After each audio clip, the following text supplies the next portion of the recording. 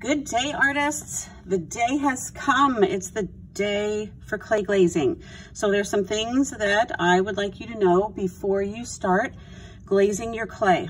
I've had a lot of questions about the difference between painting and glazing. So as an example, the dishes that you use at home, this shiny cover that looks like coating that looks like glass, this is glaze that has been fired. Okay, and that's what these are going to do. I have some test tiles set out to show you what colors we have available.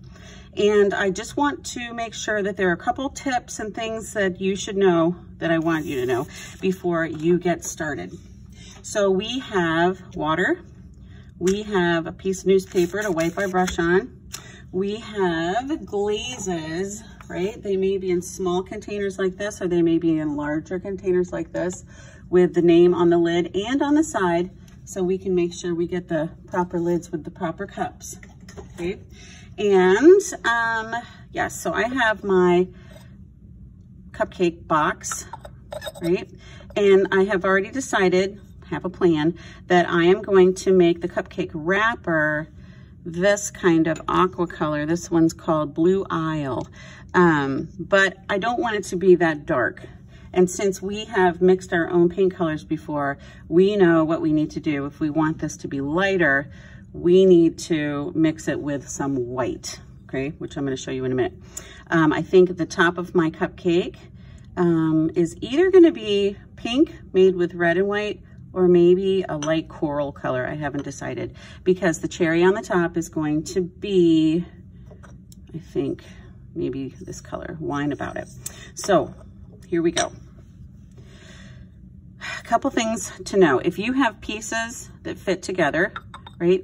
Any parts of the clay that touch, we do not glaze, okay? So for instance, we would not glaze the outside of this ring or the space right around it. We would not glaze the tippy top of the bowl, or in this case, the wrapper. You can glaze inside. You can glaze inside here. We also do not glaze on the bottom where it touches the table, right? There are different reasons for that, and I can answer those later, but that's something we want to keep in mind. So I am gonna go ahead and start with the wrapper. Okay, so I would like this color. That is Blue Isle. I can tell it's that color because that's the name it says on the back of the tile, right? And so I have some Blue Isle, and this one is white. I didn't label this one, but this one is white. So we also have a mixing tray, right? Just like we did for our watercolors, and we are going to mix some glaze. So if you remember from when we mixed our paint, when we were doing watercolors, it was water, right? We would put water in the well. This part is the well. We would put water in the well, and then we would add our color until it was as dark as we would like, right? And when we mix colors that, you know, that aren't watercolors, that aren't translucent, we need to add white. And it takes a lot less blue to make this the color I want than it would take white to make this the color I want. I know that may not seem to make sense at first, but I absolutely guarantee you it's true. So just like we did, we're not gonna pour colors in here.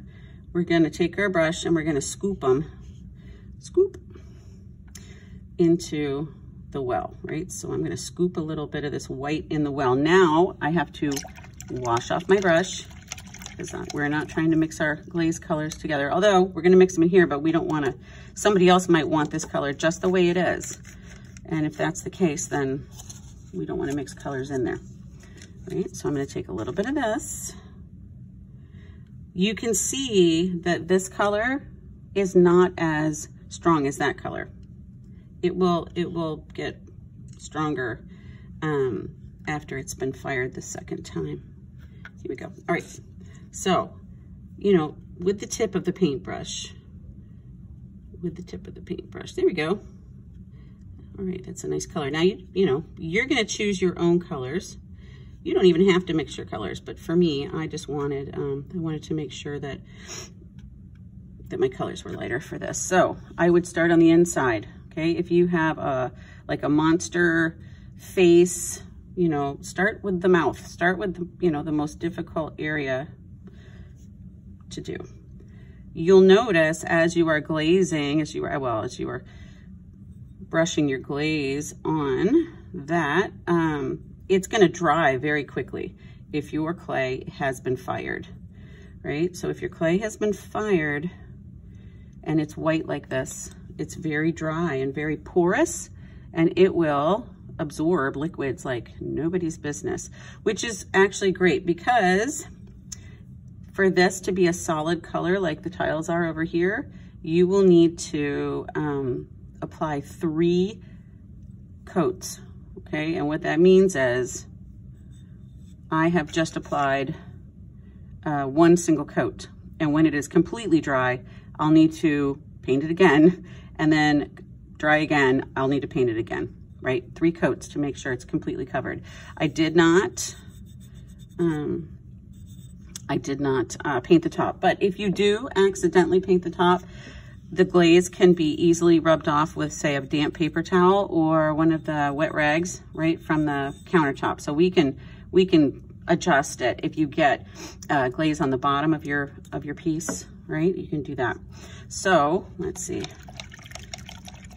You can see you're probably going to end up mixing a couple different batches of your, of your glaze. And then I would mix those colors and, right, do the outside. Let's see, so pink, I'm gonna go ahead and mix up the red. I'm gonna put some white. I get the feeling we're gonna be using a whole lot of white. So there's some white. Wipe off the brush. Yeah, we don't want to add a lot of extra water in here either. These are kind of right exactly how we need them to be. So then I would come in here, grab some of this red. The red's pretty strong.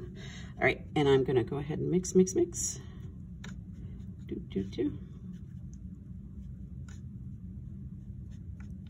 Now, it's also a good idea because later I'm gonna need to paint the sprinkles to have a variety of brush sizes.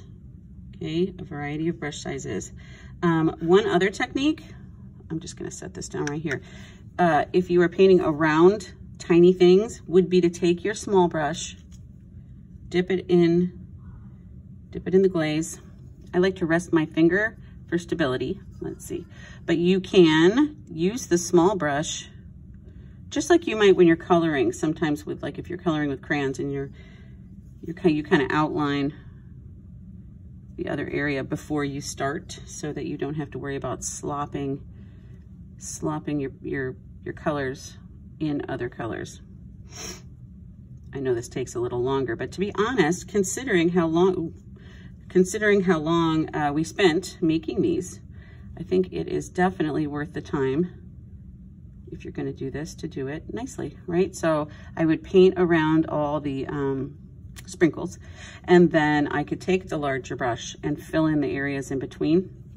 And remember, once I'm done with this layer, it's gonna dry. I can set this to dry. I can start, you know, repainting another layer. Now, one of the difficult things that may happen is you may forget how many layers you have been painting. We'll figure that part out as we go. We may have to just make a little note and stick it underneath your project when, you know, when we put it away, so we will know the next time. The other thing I wanted to tell you was when you get to the part, like for instance here, some of us had pieces that we put holes in so that we could, after it was fired or painted, we could add, like, this one's gonna have a wire that comes out, maybe a little green wire for the stem of the cherry. Don't load that hole with glaze. As a matter of fact, you know, glaze right up to the edge of it. Do not put glaze in the hole, okay? So let's see, just as an example, right, this is gonna go, now that does go inside a little bit, and I can take a rag and kind of clean that up, which is fine. But for instance, I could paint the inside. I could paint this basically right up to the edge, I think, like so. Kind of right to there. And again, I can clean that up with a rag if I need to. But what we want to do is make sure that it does not, right, that it's not touching the bottom piece, okay? So that's it. That's basically it. And then please, you know, make sure as you're working, we'll be sharing glazed materials at our tables, you know, make sure that you take care to, you know, to replace the lids on the ones they came from, you know, and kind of clean up as you go so that we don't have a great big mess. And then when we're cleaning up, it's just like when we're painting, right? We're gonna wash out our brushes. We can take them to the sink and rinse them if we want. And then we're gonna dump out our cup. We're gonna refill the cup, and we are gonna put it on the cart that it will be over by the sink, all right? So any other questions, you can ask me, and I'm very excited. I can't wait to get started.